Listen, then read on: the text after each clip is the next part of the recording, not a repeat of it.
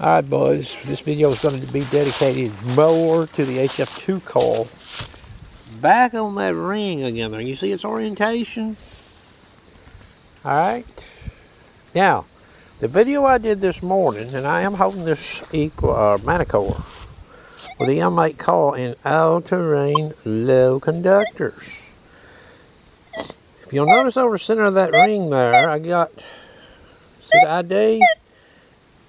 I start backing that coil up, see what happens to the ID. Okay? Now that's that ring in that configuration. Okay, here's a 10 karat gold in a similar configuration, meaning its own edge, but now this don't have no big cluster sets on it, okay?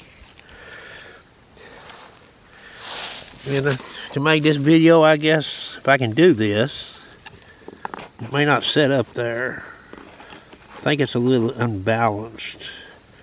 But you're not going to see it with that ring because the set is so small, the post. Here's the Equinox again, over the center of that ring. You see we get low ID.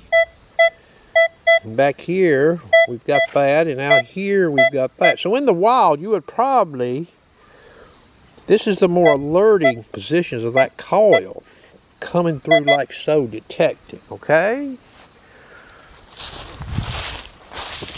I'm going to turn the Manicore off. The Deus 2 during that particular test was on. Alright, but it's not affecting that Manicore. I've seen this before. Okay.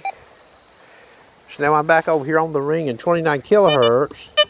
So the signal through there sort of, you know, it doesn't sound very strong, which that's typical. I back the coil back. You see the ID. Push the coil forward. It's audio response 3. 89 kilohertz channel. See what happened to the ID. It goes up 5 points. Okay, so enough of that ring right there. We're going back over here to this one here. You see it there. So the 89 kilohertz channel 0. So when I get off of the ring center of the coil, you see what I have for ID. Now here, I could get a similar target. Now that could cause me to rotate on this target. Here I have 77 coming across it. The 89 kilohertz band coming across it. I've got 87, 86, monster jumping ID.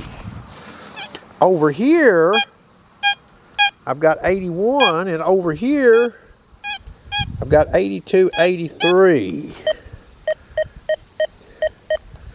The audio response, I turned it up. It was on 1 when you just seen that little demo there, okay?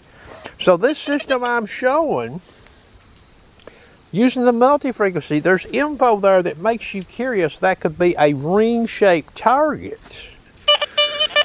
Okay, now, sweeping down straight across it, you might think it's bullshit. Now, the Manicore there had advantage. The only problem is you don't know what you've got. All you know with the Manicore there is you've got a low conductor.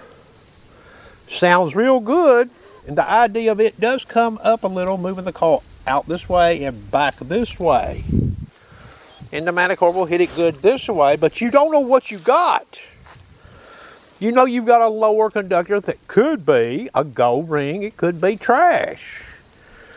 Now, we're transitioning over here to the mono program, because I've been showing this.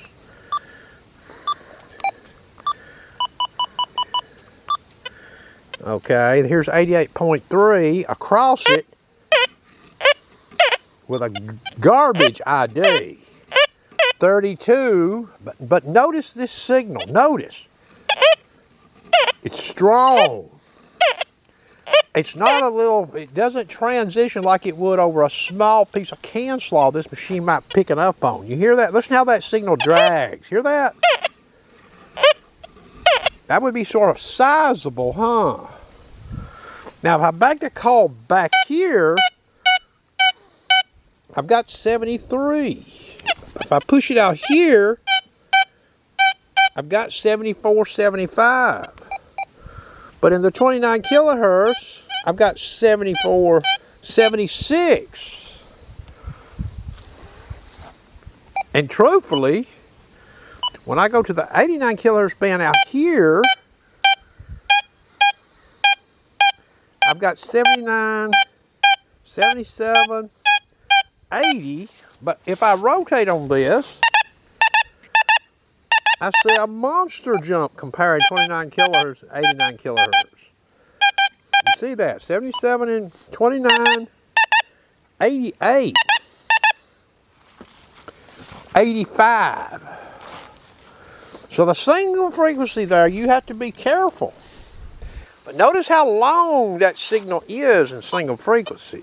Listen to that again. Listen. Hear that? If you heard a signal that long in single frequency, you would think, and you back the call up, here's 89 kilohertz over the center.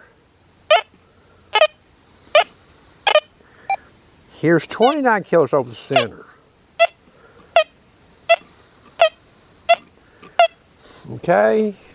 So you get to use this a lot of different ways, but there is information there that would suggest, looking at other gold rings I've looked at and other closed loops like pool rings, that would be a worthy target to dig.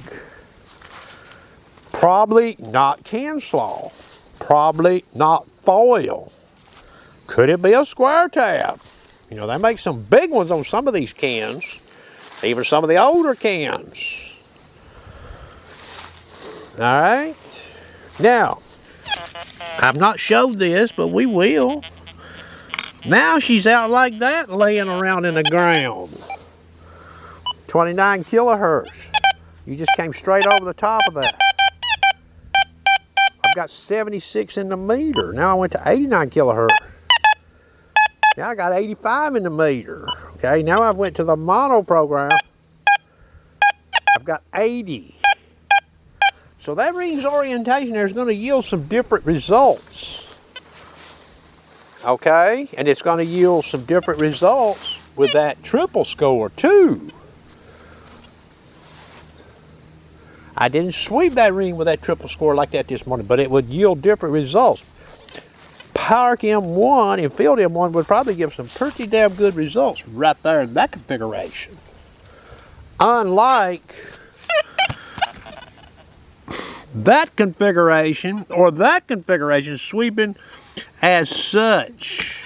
Okay? Another person has commented he's took this HF2 coil evidently out in his yard. He's found him about 3 pool rings with it. He's still looking at it. That's going to conclude the video.